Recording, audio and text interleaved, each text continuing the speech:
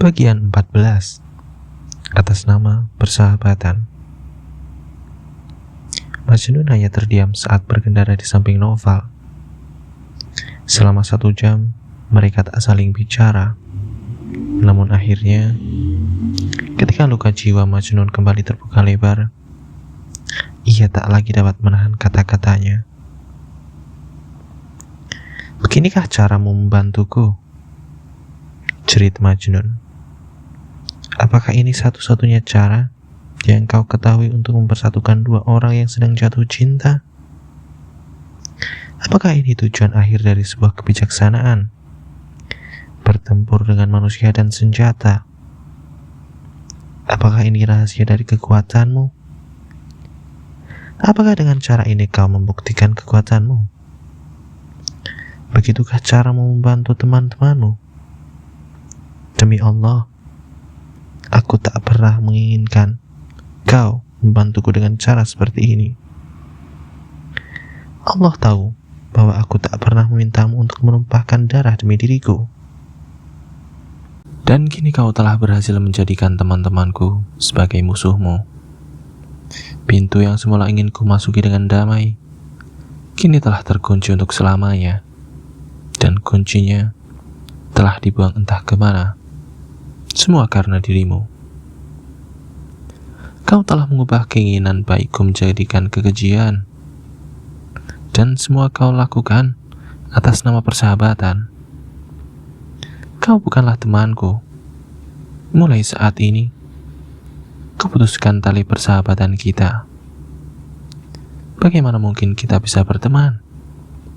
Aku merasa seperti seorang raja dalam permainan catur yang telah diskakmat oleh kesatriaku sendiri. Aku merasa bak anjing gembala yang terkena panah sang gembala yang sebenarnya ditujukan kepada sang serigala. Memang benar, berkaitan dengan kedermawanan, kau sangat hebat. Namun tentang hal menepati janji, kau sangatlah kecil. Tak ada sepatah kata pun yang diucapkan oleh Noval untuk membela dirinya dari ucapan Majnun. Secara perlahan, ia berusaha untuk membantah ucapan temannya. Kau harus mengerti bahwa kita kalah jumlah. Musuh kita terlalu kuat. Karena itulah, aku tak bisa meraih tujuanmu dan memenangkan Layla untukmu. Tapi semuanya belum berakhir. Percayalah, memang benar kita telah membuat perdamaian lalu berpisah. Namun itu semua hanyalah strategi yang dibuat oleh sang takdir. Percayalah teman, aku pasti akan kembali. Aku harus mendapatkan dukungan dari suku-suku lain yang berada di sekitar sukuku. Aku akan mengumpulkan pasukan yang belum pernah dilihat oleh suku Layla sebelumnya. Aku takkan beristirahat hingga aku mencapai tujuanku. Aku takkan beristirahat hingga harta yang sangat kau dambakan itu berada di tanganmu. Dan kini, Noval melakukan tindakan yang sesuai dengan ucapannya. Ia mengirimkan utusan ke semua suku di area itu, dari Medina, Baghdad, hingga jauh. Dengan kekayaan yang tak pernah terungkap, ia mengumpulkan sebuah pasukan yang bertambah besar bagaikan lautan besi. Lalu, untuk kedua kalinya, ia pergi berperang demi memenangkan hati Layla untuk temannya. Pasukan Noval berkendara melewati daratan bagaikan lautan luas yang berisikan manusia dan besi. Genderang perang berbunyi keras. Bunyi derap langkah kaki kuda dan jeritan perang pria-pria itu sudah cukup untuk membuat hati siapa saja gemetar. Bendera-bendera berwarna merah darah berkibar-kibar diterpa angin. Pedang dan belati berkilauan terkena sinar matahari.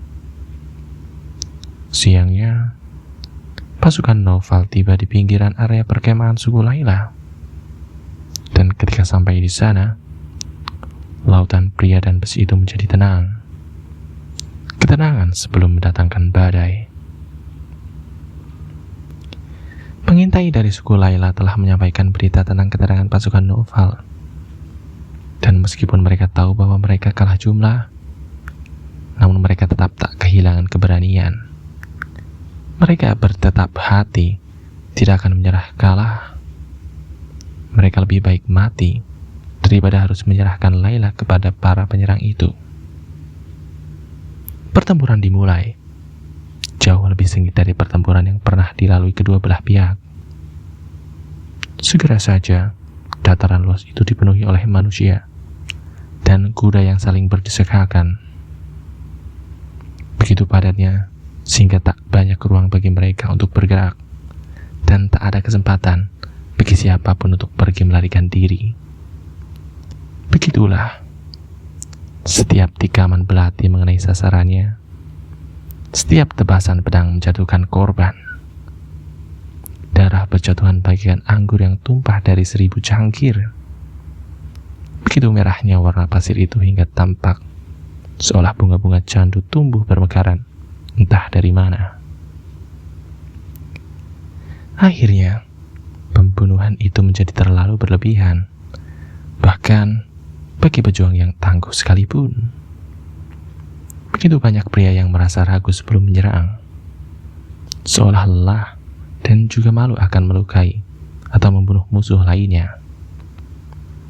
Tapi Naufal terus melangkah maju, bagaikan naga yang memuntahkan api dan kehancuran.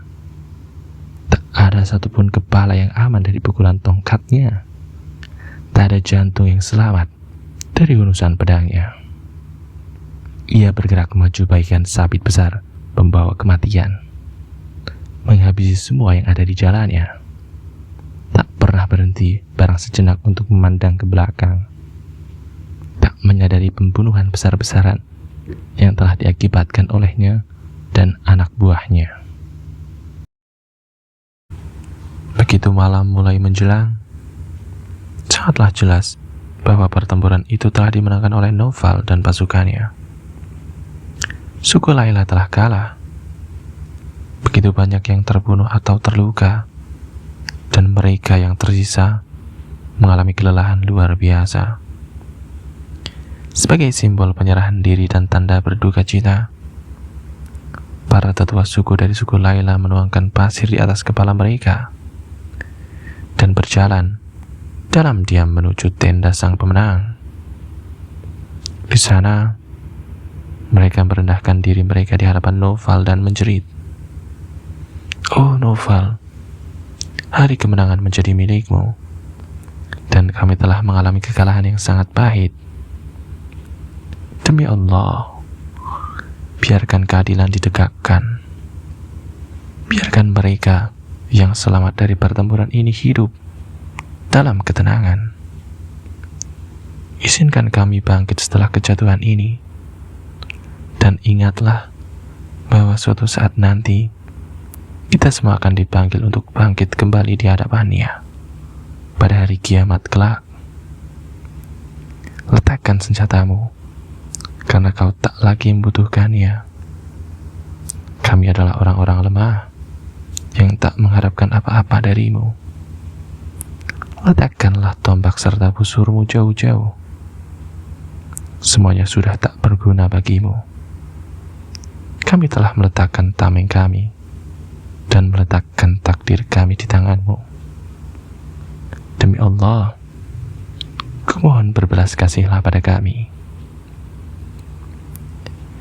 Naufal merasa terketuk oleh ucapan para tetua itu, dan untuk beberapa saat ia tak mampu menjawabnya.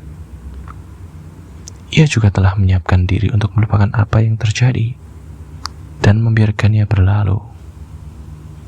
Dengan sungguh-sungguh, ia menyetujui kesepakatan gencatan senjata itu, namun tidak tanpa menetapkan kemauannya. "Aku telah mendengar apa yang telah kau ucapkan, dan aku setuju bahwa perdamaian adalah satu-satunya jalan untuk kita. Oleh karena itu, aku setuju untuk melaksanakan gencatan senjata. Kini aku akan pergi. Namun sebelum itu, Aku akan meminta apa yang telah kumenangkan hari ini. Bawakan Laila padaku. Hanya dengan itulah, aku akan merasa puas dan akan meninggalkanmu dengan tenang. Begitu ia berhenti berbicara, seorang pria dari suku yang telah kalah melangkah maju dan mendekati Noval. Pria itu adalah ayah Laila. Punggungnya membungkuk karena kesedihan dan penghinaan. Dengan pelan, ia berlutut di hadapan Noval, merendahkan dirinya di kaki sang pemenang, dan mulai terisak. Oh Noval, kau adalah kebanggaan bagi sebuah masyarakat Arab, dan kau adalah seorang pangeran. Aku adalah seorang pria tua yang hatinya hancur dan punggungnya membungkuk karena perubahan waktu. Bencana telah membuatku berlutut. Kesedihan telah membuatku sampai di tepian. Kutukan dan keburukan sedang menumpuk di atasku saat ini. Dan saat aku teringat oleh darah yang telah tumpah karenaku, kuharap bumi ini akan terbuka dan menelanku bulat-bulat. Sekarang keputusan ada di tanganmu. Jika kau akan melepaskan putriku, maka aku akan merasa sangat bahagia. Jika kau berniat membunuhnya, maka bunuhlah ia. Koroklah tenggorokannya dengan belatimu. Tusukkan pedangmu ke dalam jantungnya, dan injak-injaklah tubuhnya di bawah kuda-kudamu jika kau mau. Aku takkan mempertanyakan keputusanmu. Tapi ada satu hal yang tak pernah bisa kuterima. Selama aku masih menjadi ayahnya, aku takkan pernah menyerahkan putriku kepada si tolol, si iblis yang menyamar menjadi manusia, si gila, si Majnun ini. Takkan pernah. Seharusnya ia diikat oleh rantai besi dan dikunci rapat-rapat, dan bukan terikat dalam ikatan pernikahan lalu dibiarkan bebas berkeliaran. Lagi pula, apalah ia? Ia hanyalah orang bodoh, gelandangan dan pengembara, tak mempunyai tempat tinggal. Orang yang tak berguna, yang berkelana di pegunungan, bagaikan pertapa kotor yang dirasuki syaitan, serta para kaki tangannya. Apakah ia layak untuk duduk bersanding dengan manusia lainnya? Apalagi untuk memperistri seorang gadis. Apakah aku bersedia memiliki menantu seorang penyair pengkhianat yang telah menyeret-nyeret namaku dalam gubangan kotoran? Seluruh pelosok Arab telah menyebut-nyebut nama putriku dalam sajak-sajaknya yang menyedihkan. Dan kau justru memintaku untuk menyerahkan putriku kepadanya. Namaku akan buruk selamanya, dan tanah kelahiranku yang kuagungkan takkan selamat. Kau memintaku atas sesuatu yang tak mungkin. Kumohon agar kau tak menghentikannya. Lebih baik jika aku menggorok lehernya dengan pedangku daripada harus menyerahkannya kepada Majnun. Karena hal itu akan sama saja dengan menyerahkan putriku sendiri ke kandang singa. Aku lebih baik jika ia mati secepatnya dengan pedangku daripada harus meletakkannya di rahang naga seperti Majnun. Selama sedetik, keberanian pria tua yang polemik dan kekerasan ancamannya mengejutkan Noval dan membuatnya terdiam. Meskipun begitu, ia tak menaruh kebencian pada sosok bungkuk yang berlutut di hadapannya. Dengan tegas namun sopan, ia menyambut. Berdirilah pria tua.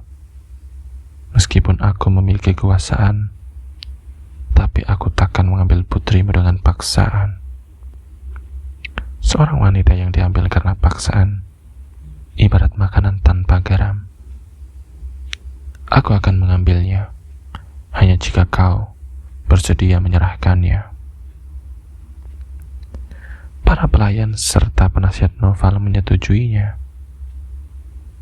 Jika Majnun tak dapat memiliki Laila, maka dirinya sendirilah yang harus dipersalahkan.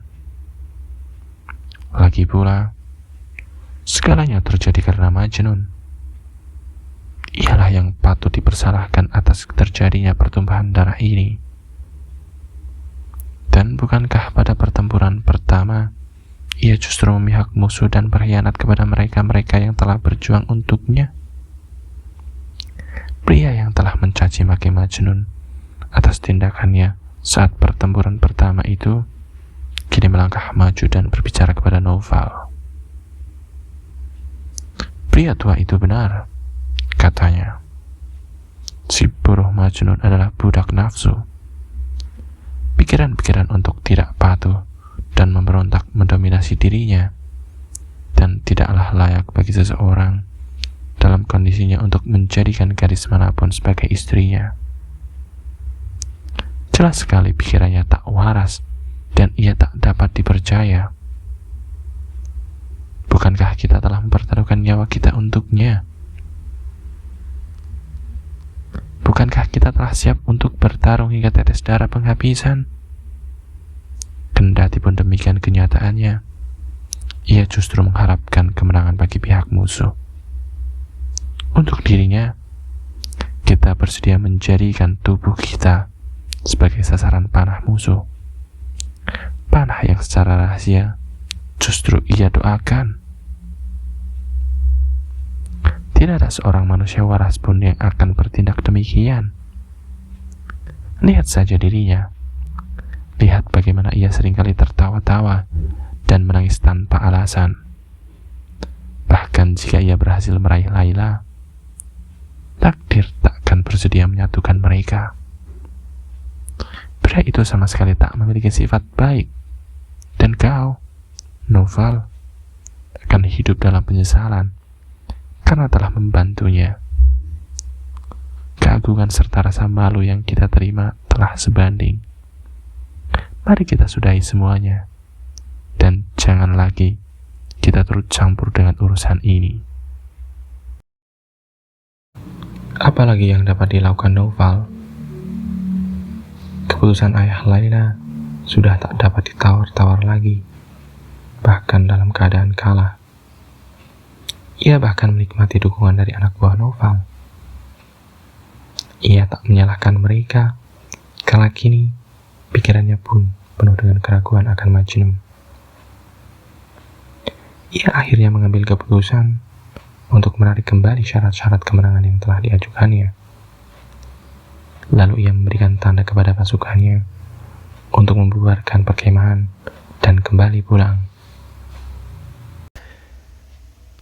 Majnun tak dapat menahan kemarahannya untuk waktu yang lama, dan mereka belum berjalan terlalu jauh ketika menoleh ke arah Noval dan mulai berteriak. Apakah kau menyebut dirimu teman? Kau membuat harapanku tumbuh kuat bagaikan pohon, dan kini kau sendiri yang menebang pohon itu dengan kapakmu. Kemenangan telah menjadi milikmu. Oleh karena itu, kau boleh menerima barang-barang rampasan perang. Laila juga berhak kau miliki, yang juga menjadi milikku. Mengapa kau biarkan ia pergi? Mengapa kau berjanji untuk membantuku, lalu kau mengkhianatiku? Aku bagaikan seseorang yang sekarat karena dahaga. Kau yang membawaku menuju tepian sungai Yufrat. Namun sebelum aku sempat meneguk airnya, kau menarikku dan mengembalikanku ke tengah gurun pasir tanpa air. Kau menuntunku ke meja makan, tapi kau tak memperbolehkanku menikmati makanan. Jika kau tak pernah berniat untuk membiarkanku memiliki hartaku, mengapa kau tunjukkan kepadaku sedari awal? Majnun menyentakkan kakinya ke arah kudanya dan tanpa mengucapkan selamat tinggal. Ia berlalu meninggalkan gurun menuju alam liar. Tak lama kemudian, sosoknya sudah tak tampak lagi, meninggalkan Noval dan para anak buahnya yang menggaruk-garukkan kepala mereka dengan takjub. Beberapa hari setelah Noval kembali ke tempat asalnya, ia membentuk sebuah tim pencarian untuk mencari sahabatnya. Bagaimanapun juga, ia menyayangi Majnun. Ia ingin menemukan sahabatnya itu, menenangkannya, dan mengatakan betapa ia menyayanginya, dan memastikannya bahwa ia tak pernah berniat untuk menyakitinya. Namun keberadaan Majnun tak dapat dilacak, seolah ia telah menghilang dari muka bumi, seolah namanya telah dihapus dari buku kehidupan. Perlahan, Noval mengambil kesimpulan yang menyakitkan bahwa ia telah kehilangan sahabatnya untuk selamanya.